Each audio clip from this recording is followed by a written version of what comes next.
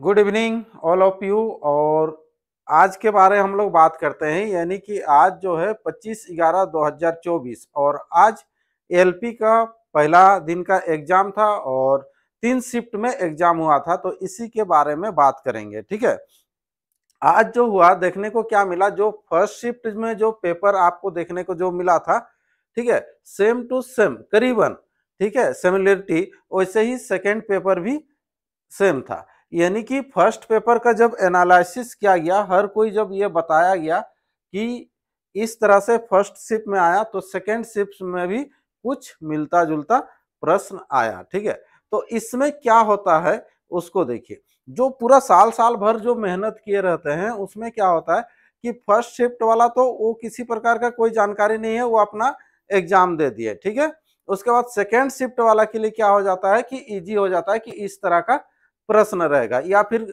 Next जब है जिसका 26-27 को है उसके लिए और थोड़ा इजी हो जाएगा। तो ये एक प्रकार से क्या हो जाएगा, स्कैम हो जाएगा, है ना, कि उन लोगों के लिए थोड़ा सा पहले पैटर्न पता चल जाएगा कि किस टाइप का प्रश्न पूछ रहा है। ठीक है, लेकिन पहला शिफ्ट वाला के लिए क्या होगा, सोच के देखिए, अगर आप पहला शिफ्ट में रहते तो आपको कैसे लगता। ठीक है, तो कभी ना कभी फिर जब इसके बाद, ये तो लोको पायलट का एग्जाम है, ठीक है, इसके बाद जब एग्जाम जब आने वाला है टेक्नीशियन, उस समय आपका अगर स्टार्टिंग में रहेगा तो आपको ठीक नहीं लगेगा उस समय, क्योंकि धीरे धीरे जिसका शिफ्ट बाद में होते जाएगा उसको तो ये पैटर्न पता चलते जाएगा कि क्या क्या पूछा जा रहा है। ठीक है, और इतना इतना सारा क्वेश्चन बनाना भी संभव नहीं है कि हर शिफ्ट में अलग अलग अलग अलग रेल जो बना के देता है। ठीक है, तो इसीलिए क्या होता है कि कुछ ना कुछ प्रश्न सेम रह जाते हैं। तो इसीलिए देखिएगा, ये आपको मांग किया जा रहा था कि पहले से रेलवे का बोल के नहीं, दूसरा एग्जाम में भी, कि वन शिफ्ट में एग्जाम होना चाहिए, वन डे में होना चाहिए। ठीक है, पहले होता था, पहला जब सेंट्रलाइज एग्जाम जब हुआ था 2012 का बात कर रहे हैं, ठीक है, उस समय ये हुआ था एक दिन में पूरा लोको पायलट टेक्नीशियन का कंप्लीट करा दिया था। मैंने लोको पायलट का अलग से, टेक्नीशियन का अलग से हुआ था, वन शिफ्ट में। क्वेश्चन भी सबका एक ही था पूरा ऑल ओवर इंडिया में। ठीक है, तो उसमें क्या होगा कि आप कहीं भी एग्जाम दीजिए, किसी भी जगह से दीजिए, कुछ मतलब नहीं, फर्क नहीं पड़ेगा। ठीक है, रिजल्ट देने में भी सुविधा होगा। ठीक है, उसमें नॉर्मलाइजेशन का भी कोई दरकार नहीं है, जिसका रैंक ऊपर आ गया उसका रिजल्ट हो जाएगा। ठीक है, लेकिन अब क्या होता है कि अलग अलग शिफ्ट में होता है, नॉर्मलाइजेशन करेगा, किसका बढ़ जाता है, किसका कम हो जाता है। ठीक है, जो बाद वाला जो शिफ्ट है उसके लिए थोड़ा सा बेहतर लगता है। ठीक है, तो इसको हटाने के लिए क्या है, तो ये जैसे है, ये स्कैम कैसे होता है देखिए। अभी जो है बड़ा बड़ा देखिएगा कोचिंग सेंटर में क्या होता है कि कॉल करके पूछा जाएगा, कोई भी स्टूडेंट जैसे पहला शिफ्ट में एग्जाम दिया, उसके बाद बाहर निकला, तो उसको बोला जाएगा कि क्या क्या प्रश्न था, कैसा प्रश्न था, और उसका जो है एनालिसिस तुरंत कर दिया जाता है। ठीक है, पूरा लाइव करा देगा, मोबाइल में ही पूछ लेगा कि क्वेश्चन क्या आया है, सीधा बोर्ड में लिखते लिखते जाएगा। ठीक है, तो बाद में जो एग्जाम देने जाएगा उसके लिए तो ठीक है, सुविधा हो जाएगा, नो डाउट। ठीक है, लेकिन उससे पहले जो एग्जाम दिए हैं फर्स्ट शिफ्ट में स्टूडेंट, उसके लिए तो फिर दिक्कत हो जाएगा, है ना, क्योंकि सेकंड में बाद में जो भी देंगे उसके लिए तो नंबर बढ़ेगा।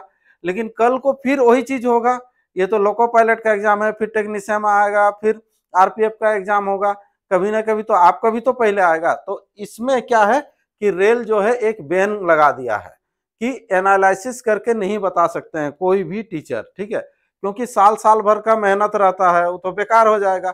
सबका फिर दिमाग में बैठ जाएगा कि एनालिसिस देखो फिर एग्जाम के लिए जाओ। तो इसीलिए अभी एक नोटिफिकेशन आया है, ये स्टूडेंट के ऊपर भी लागू होगा और टीचर के ऊपर भी लागू होगा, यूट्यूबर, ट्विटर, फेसबुक जो भी हो, ईटीसी सब में वो लागू होगा, ये आप नहीं रख सकते। ठीक है, तो इसको, ये जो आरआरबी रांची में आप जाइए, वहां पर नोटिफिकेशन आज का डेट में ही है, दिखा दे रहा है, ये नोटिफिकेशन आपका आया हुआ देखिए, 3 पॉइंट जो दिया हुआ है। ठीक है, इस तरह से इसको पढ़ लीजिएगा, इजीली पढ़ लीजिएगा, देखिएगा, सिंपल हम बता दे रहे।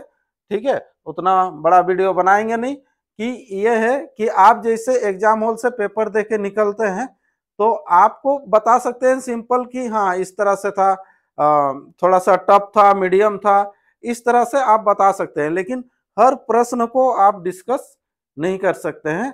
ठीक है, नहीं तो आपके ऊपर भी कार्रवाई होगा, चाहे वो स्टूडेंट हो, ठीक है, यहाँ पर है, या यूट्यूबर हो, ट्विटर हो, टीचर हो, फेसबुक है, कहीं भी अगर अपलोड करते हैं तो फिर दिक्कत होगा, है ना, एक्शन लिया जाएगा, ये चीज बोला गया है। तो ये एक नोटिफिकेशन अभी ही आया हुआ है, ठीक है, तो इसको ध्यान देंगे और धीरे धीरे ये हर बोर्ड में दिया जा रहा है, ठीक है, ये सभी बोर्ड में धीरे धीरे, चंडीगढ़ में दे दिया है, ठीक है, वैसे ही आपको मिल जाएगा रांची में, और भी जो जो बोर्ड है सब बोर्ड में ये आ गया है।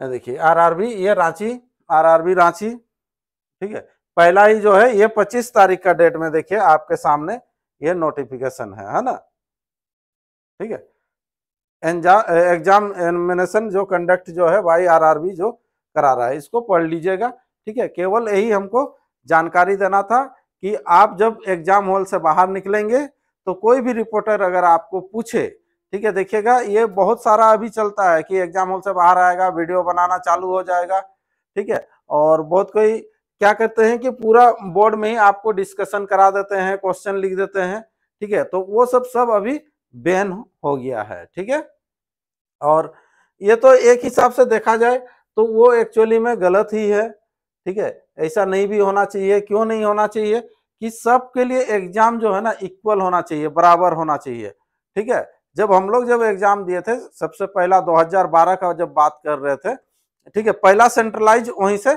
चालू हुआ है, 11 का नोटिफिकेशन था, 12 में एग्जाम, ठीक है, तो उस तरह से एग्जाम अगर होगा तो कोई दिक्कत नहीं है, एक शिफ्ट में अगर कहानी खत्म हो जाता है। तो यहाँ हर शिफ्ट होता है, अलग अलग शिफ्ट होता है, तो पहला शिफ्ट से अगर आप बाहर निकलते हैं तो किसी प्रकार का कोई प्रश्न को बोलना नहीं है, बताना नहीं है, ठीक है, ये रेलवे का तरफ से दिया गया है नोटिफिकेशन और इसको आपको पालन भी करना है, ठीक है। चलिए यही जानकारी आप लोगों को देना था, और जिनका जिनका अभी एग्जाम बाकी है बेस्ट ऑफ लक उस सभी के लिए।